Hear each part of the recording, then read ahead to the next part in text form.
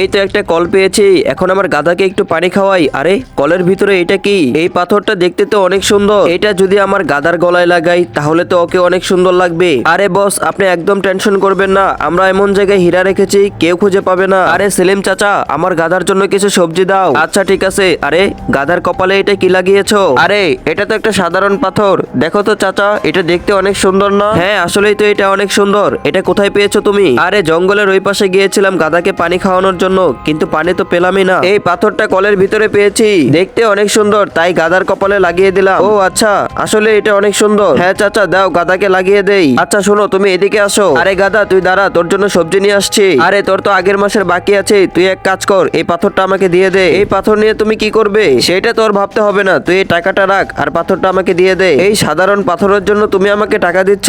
আচ্ছা ঠিক আছে, নিয়ে নাও পাথরটা আর আমাকে সবজিটা দাও। এই নে। আরে তোর আবার মন খারাপ হলো কেন?